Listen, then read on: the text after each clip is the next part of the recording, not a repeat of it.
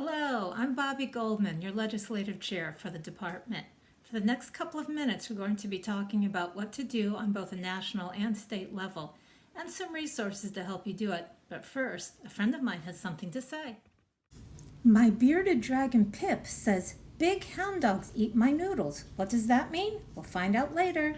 Of your members that have email, I want to see 100% of them signed up for Action Corps. It's the best way to find out what the people in DC are doing that affects our veterans and their families.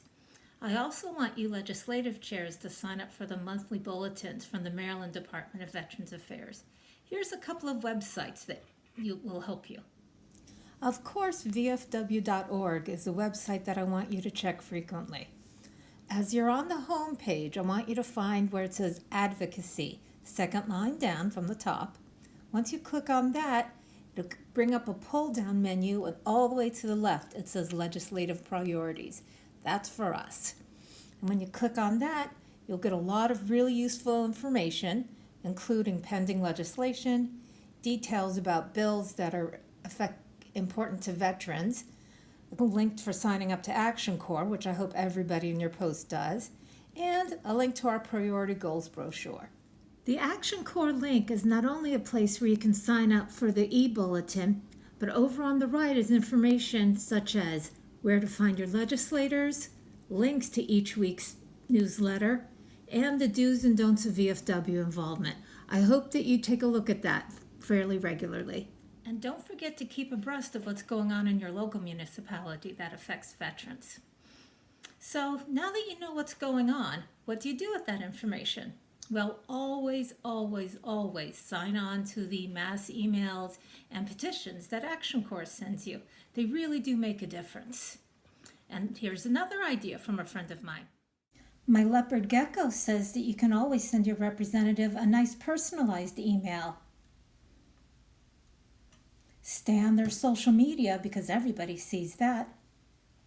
And don't forget the old standby, a handwritten letter mailed through the post office. Now back to the big hound that ate my noodles. Pip came up with that sentence to help you remember what the 6 priority goals are. It's a mnemonic device. The 6 priorities are budget, healthcare, disability assistance and memorial affairs, education, employment and transition, military quality of life, and national security, foreign affairs, and POW/MIA. My bearded dragon says to look in the brochure for more details. Try to do something for each of those 6 priority goals a month.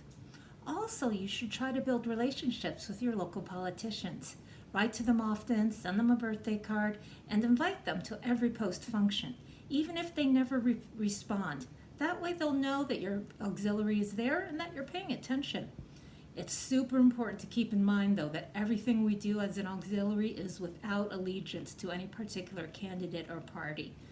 The auxiliary doesn't endorse or oppose anybody, and so we have to keep focused on the issues and not on any particular election or person or party.